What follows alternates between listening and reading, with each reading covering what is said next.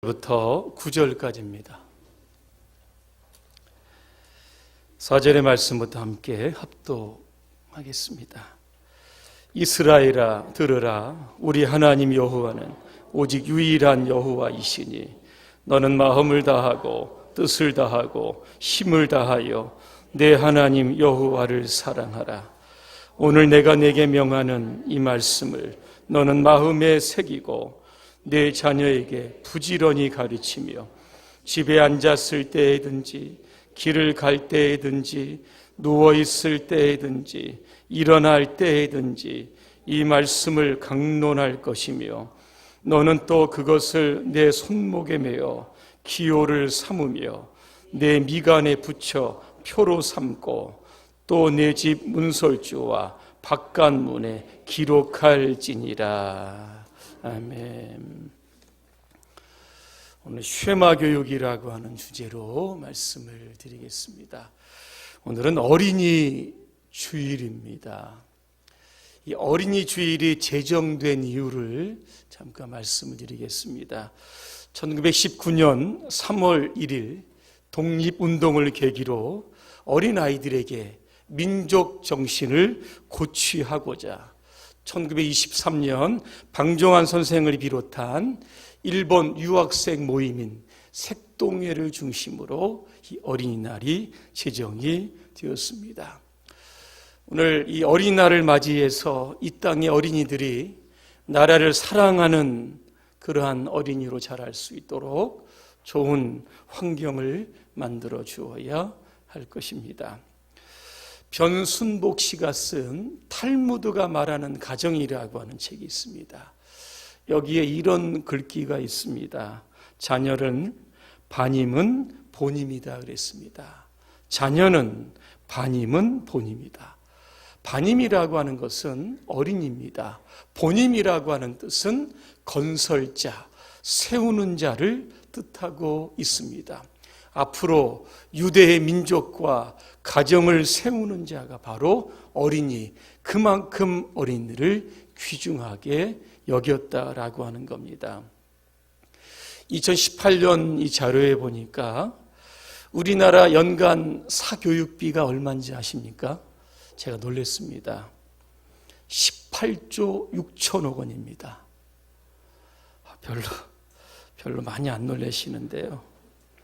학생 1인당 평균적으로 초등학교, 중학교, 고등학교 이 월 평균 사교육비가 27만 1,000원 정도가 됩니다. 자, 여기에는 유아 사교육비는 빠진 겁니다. 그 사교육 걱정 없는 세상이라고 하는 이 시민단체가 서울에 소재하고 있는 영어학원, 유아들을 가리킬 수 있는 영어학원 251곳을 조사했습니다. 월 수강료가 얼마인지 아십니까? 하루 3시간, 월 102만 원입니다.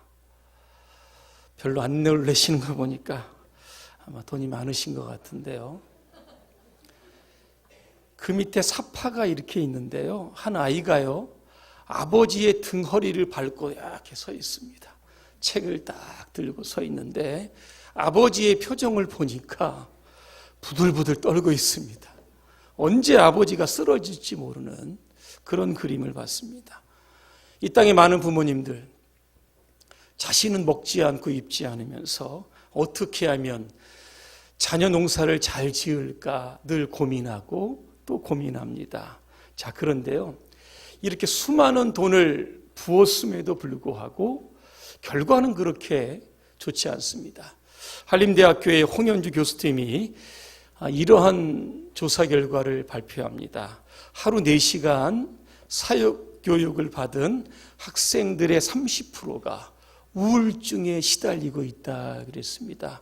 여러분, 예전에 아이들 미술 치료, 음악 치료, 독서 치료, 놀이 치료 이런 얘기 들어보셨습니까? 이거 없었습니다. 그래서 요즘 우리나라에 잘 되는 병원 중에 하나가 성형외과하고 이 소아정신과가 아주 굉장히 잘 된다고 합니다.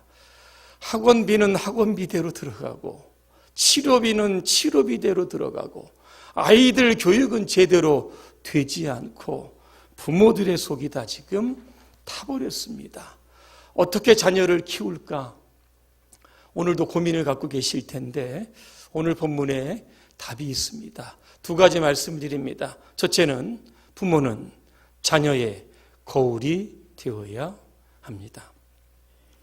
한 칼럼을 소개해 드립니다. 비가 온 뒤에입니다. 아버지가 아들의 손을 잡고 진흙탕을 걸어갑니다.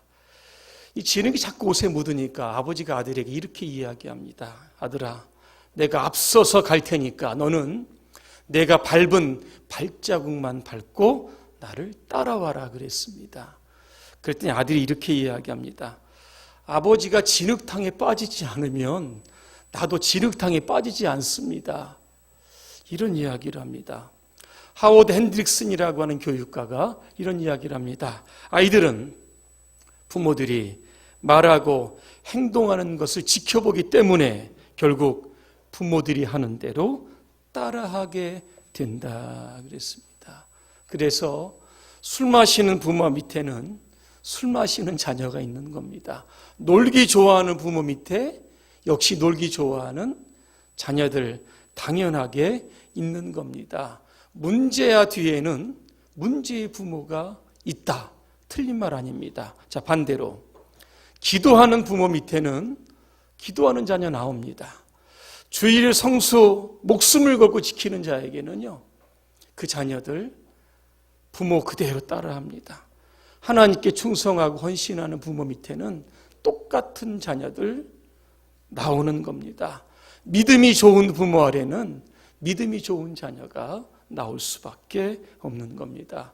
여호수아 7장에 보니까 아간이라고 하는 사람이 나옵니다. 여호수아가 요단을 건너 여리고를 정복을 합니다. 이때 하나님의 말씀을 선포합니다. 이 성을 정복하고 전리품에 절대로 손대지 말라 그랬습니다. 근데 아간이요, 은과 금과 외투 한 벌에 손을 댑니다. 아무도 몰랐습니다. 자, 여리고 정복 이후에 아이성을 정복하러 갑니다. 그런데 36명의 희생자가 나왔고 이 전투에서 실패합니다.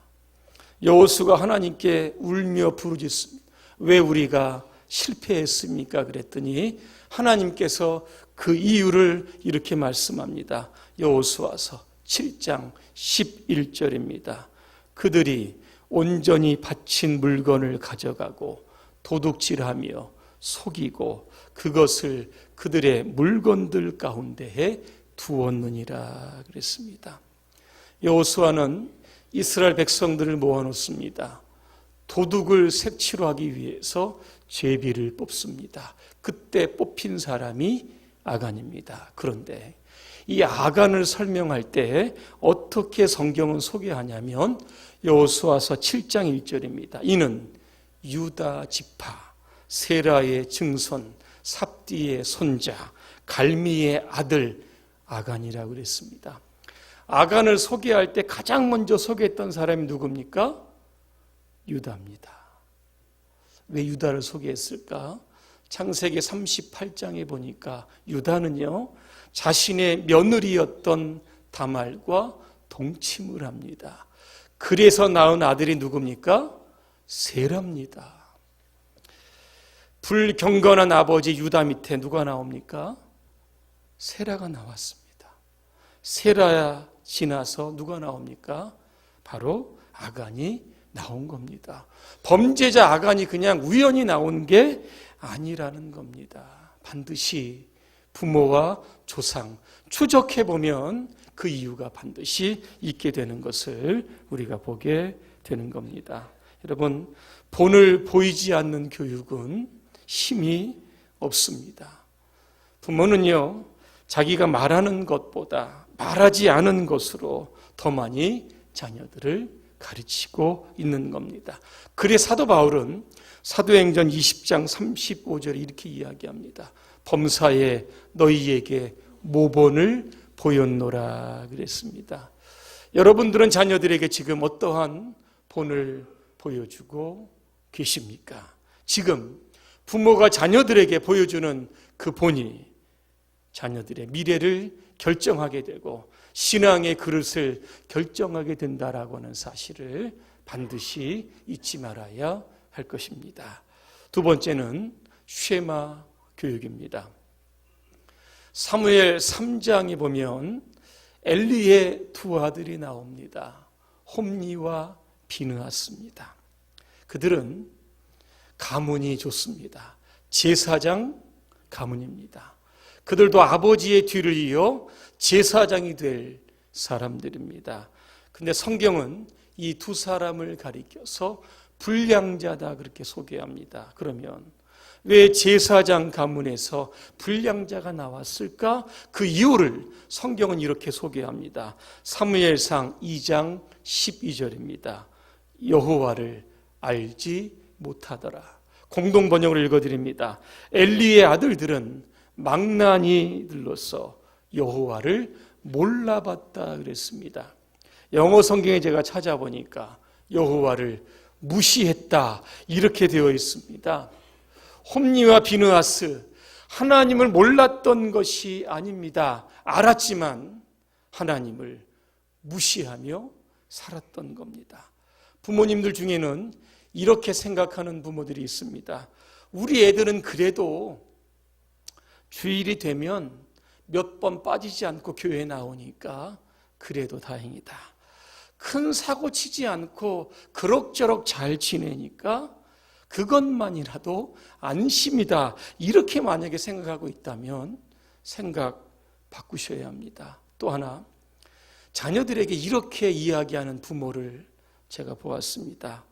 내가 교회 열심히 나가서 헌금도 하고 봉사도 하고 기도할 테니까 너희들 적당히 믿어도 돼. 아마 우리 교회에는 아마 안 계실 겁니다. 부모가 자녀들을 대신해서 신앙생활 하려고 합니다. 적당히 하라고 합니다. 내가 열심히 하면 되니까. 여러분, 성경에 적당히 믿다가 천국에 간 사람 있습니까? 없습니다. 예수님도요, 십자가를 지고 골고다 언덕까지 올라가셨습니다. 각자에게 주어진 사명과 직분의 짐을 지고요, 끝까지 신앙의 경주에서 완주하는 자가 들어가는 데가 바로 여러분 천국입니다. 복면가왕 아마 아실 겁니다. 가면을 쓰고 노래를 부른다고 해서 복면가왕입니다. 두 사람이 노래 경쟁을 합니다. 승자는 올라가고 패자는 가면을 벗고 정체를 공개해야 합니다. 얼마 전에 우승민 씨가 나왔습니다. 유승민 씨 아닙니다. 우승민 씨. 이분이요, 경쟁에서 졌습니다. 가면을 벗고 나와 노래를 부릅니다. 그리고 그가 이런 이야기를 합니다.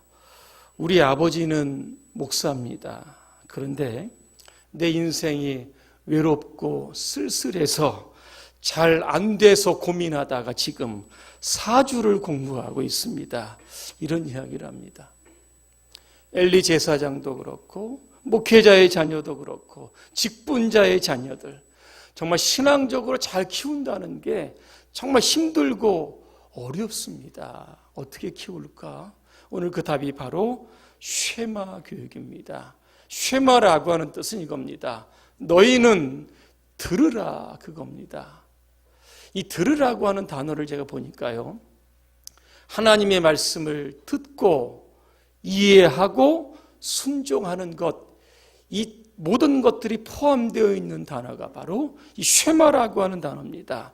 이 랍비들의 전승에 따르면 원래 이 쉐마는요, 신명기 6장 4절 한 절의 말씀이었다고 합니다. 그런데 시간이 지나면서 우리가 읽었던 9절까지의 말씀이 포함이 되었고, 또 시간이 지나면서 신명기 11장과 민수기 15장의 말씀이 포함된 것을 쉐마라고 그렇게 그들이 지금 믿고 있습니다. 그러면 쉐마 교육 구체적으로 어떻게 해야 할까? 오늘 저는 말씀을 통하여 5가지 말씀을 드립니다. 첫째는 하나님의 말씀을 자녀들의 마음에 새겨주어야 합니다. 6절입니다. 오늘 내가 내게 명하는 이 말씀을 너는 마음에 새기고 그랬습니다. 새긴다라고 하는 것은 칼과 정을 가지고 이 나무나 돌에 조각을 하는 겁니다. 이 마음이라고 하는 단어를 보니까 레브라고 되어 있는데 심장입니다. 하나님의 말씀을 자녀들의 심장에 새겨라, 이런 뜻입니다. 잠언 6장 21절입니다. 그것을 항상 내 마음에 새기며, 이렇게 되어 있고요. 시편 119편 11절에 보니까 내가 주께 범죄하지 아니하려 하여 주의 말씀을 내 마음에 두었다. 두었다는 것은 새겼다는 겁니다. 왜 말씀을 그냥 눈으로 보고 들으면 되지 심장에 새겨야 할까? 이유는 간단합니다. 오늘도 우리의 삶이 위급하고 긴급한 때에 우리의 심령에 새긴 그 말씀이 오늘 나를 지켜주고 우리의 자녀들을 지켜주기 때문에 말씀을 그냥 읽어서 흘러보내는 것이 아니라 반드시 그 말씀을 아이들의 심장에 새겨주어야 하는 겁니다. 두 번째, 하나님의 말씀을 가르쳐야 합니다. 이 가르친다라고 하는 단어를 보니까 이 샤난이라고 되어 있는데 이게 찌르는 겁니다. 여러분 집에서 아이들을 무엇으로 찌르고 계십니까? 잔소리 많이 하실 겁니다. 잔소리로 아이들을 막 찌르면 신경질 내고 소리 커지고 싸우고 관계 단절되고 집이 지옥이 됩니다. 그런데 오늘이요, 찌른다. 무엇을 가지고 찔러야 될까? 하나님의 말씀입니다. 성경에 보니까 하나님의 말씀을 칼로 비유합니다. 히브리서 4장 12절을 제가 한번 공동번역을 읽어드립니다. 하나님의 말씀은 살아있고 힘이 있으며 어떤 쌍날칼보다도 더 날카롭습니다. 그래서 사람의 마음을 꿰뚫어 영혼과 정신을 갈라놓고 관절과 골수를 쪼개어 그 마음속에 품은 생각과 속셈을 드러냅니다. 그랬습니다. 우린 자녀들의 마음에 지금 무슨 생각을 가지고 있는지 모릅니다. 알 수 있는 방법은 하나입니다. 말씀의 칼로 우리 아이들의 영혼을 여러분 찌르는 겁니다. 수술하는 겁니다. 잘못된 생각들 도려내고 행동들 도려내야 하는 겁니다. 그래야만 아이들의 삶이 말씀을 통하여 변화되기 때문입니다. 자, 세 번째입니다. 부모는 자녀들에게 하나님의 말씀을 강론해야 합니다. 7절에 보니까 강론이라고 하는 단어가 나옵니다. 강론은 강의가 아닙니다. 이게 다바르라고 되어 있는데 이야기, 토론하다, 이런 뜻을 담고 있습니다. 유대인 교육의 핵심 어디에 있을까? 토론하는 데 있습니다. 이야기하는 데 있습니다. 유대인 어머니들은요, 아이들을 태교합니다. 뱃속에 있는 아이가 마치 옆에 있는 것처럼 끊임없이 아이에게 이야기를 합니다. 아이가 태어나면 이렇게 자리에 눕혀놓고 아이를 향하여 끊임없이 또 이야기를 합니다. 아이가 크면 밥상에 앉혀놓고 또 이야기를 합니다. 매주 금요일 저녁입니다. 안식일이 시작이 됩니다. 그러면 안식일 식탁에 모든 가족들이 모입니다. 그러면서 이야기를 합니다. 어떤 이야기를 할까? 두 가지입니다. 하나는 성경에 관한 이야기를 합니다. 이스라엘을 출애굽을 통하여 가나안 땅에 들어오게 하신 그 하나님의 위대하신 역사를 끊임없이 부모들은 자녀들에게 이야기합니다. 질문을 받고 토론을 하고 또 이야기를 합니다. 그리고 또 하나는 일상의 주제거리를 가지고 토론이 시작이 됩니다. 이 토론 가운데 가장 많이 등장하는 단어가 뭐냐면 너는 어떻게 생각하느냐, 이겁니다. 우리 한국 사람들은요, 일방적으로 부모가 자식들에게 부모의 생각을 주입하려고 합니다. 그런데 유대교의 이 방식은요, 가족들이 모입니다. 할아버지부터 손주까지 모여서 내 생각은 어떠냐, 이런 식으로 계속 토론합니다. 이런 토론식의 교육의 방법을 하브루타라고 합니다. 이 하브루타는요, 나이, 계급, 성별에 관계없이 두 명이 짝을 지어 서로 논쟁을 통해 진리에 도달하는 방식, 이게 바로 하브루타입니다. 왜 유대인들은 머리가 좋을까? 이원설 박사가 쓴 책이 있습니다. 여기에 보면 바로 이 하브루타 교육 방식이 나옵니다. 이 방식으로 교육을 하면 아이들이 어려서부터 창의성이 길러진다는 겁니다. 그래서 유대인 1,500만 명밖에 되지 않지만 그 가운데 노벨학 상이 많이 탄 이유가 바로 여기에 근거하고 있는 겁니다. 자, 네 번째는 하나님의 말씀을 몸에 부착해야 합니다. 오늘 8절을 제가 한번 공동번역을 읽어드립니다. 내 손에 매어 표를 삼고 이마에 붙여 기호로 삼아라 그랬습니다. 유대인들은 이마와 팔목에 작은 상자를 달린 가죽끈을 매답니다. 이 가죽 상자를 가리켜서 이 테필린이라고 부릅니다. 이 사이즈가요, 가로 세로가 약 3, 4cm 정도 됩니다. 이 테필린 안에는 뭐가 들어있을까? 하나님의 말씀이 기록되어 있습니다. 마음을 다하고 힘을 다하고 목숨을 다하고 뜻을 다하여 주 너희 하나님을 사랑하라.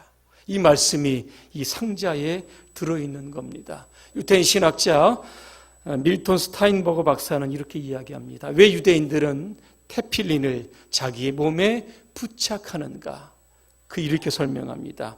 유대인이 하나님의 말씀을 몸에 지님으로 자신의 모든 마음과 행동을 하나님의 뜻에 맡기고자 하는 헌신의 표시다, 이렇게 이야기합니다. 말씀과 떨어지지 않는 삶을 살아가고 끊임없이 말씀을 기억하는 조치가 바로 이러한 방식입니다. 마지막 5번째입니다.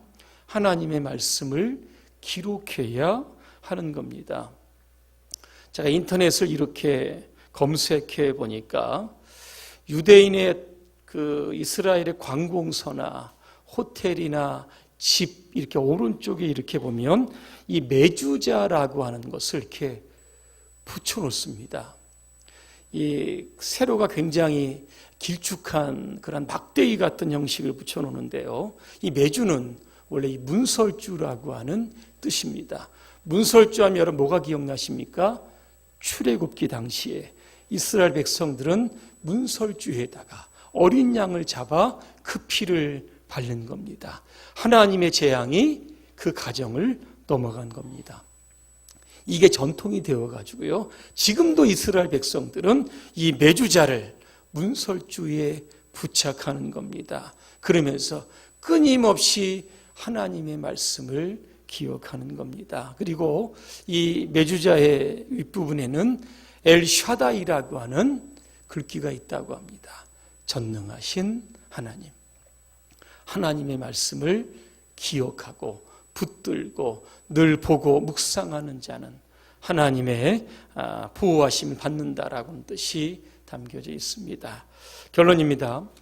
폴 비치가 쓴 무신론의 심리학이라고 하는 책이 있습니다. 여기에 보면 니체를 비롯한 수많은 무신론자들이 언급이 되어 있습니다. 왜 어떻게 해서 이들이 무신론자가 되었을까? 저자는 이 책에 공통점을 이렇게 이야기합니다. 무신론자들의 공통점이 뭐냐 하면 그들은 자살을 합니다. 불행하게 죽습니다. 그리고 그의 후손들이 정신병이나 우울증이나 사회적인 낙오자들이 많이 생겼다. 저자는 그렇게 소개하고 있습니다. 하나님을 떠나고 하나님이 없다고 믿는 사람들은 결국 하나님께 버림받을 수밖에는 없는 겁니다. 오늘 어린이 주일을 맞이해서 부모가 자녀들의 맑고 깨끗하고 정직하고 신실한 그런 거울이 되어주시기를 바랍니다. 우리의 자녀들 하나님을 사랑하는 자녀로 키워주시고 우리의 자녀들 하나님의 말씀에 순종하는 자녀로 키우시길 바랍니다. 그래서 여러분의 자녀를 통하여 역사의 무대에 하나님의 손에 붙들려 위대하게 쓰임받게 되시기를 주님의 이름으로 축원합니다. 기도하겠습니다. 은혜로우신 하나님, 오늘은 어린이 주일입니다. 우리에게 선물로 주신 이 아이를 어떻게 키울까 많은 고민이 됩니다. 그러나 오늘 말씀을 통하여 귀한 해답을 찾게 하시니 감사합니다. 부모가 자녀의 믿음의 거울이 되게 하여 주시옵소서. 하나님을 사랑하는 자녀, 하나님의 말씀에 충실히 따라가는 그러한 자녀로 키워낼 수 있도록 우리 부모님들을 축복해 주시옵소서. 예수님의 이름으로 기도합니다. 아멘.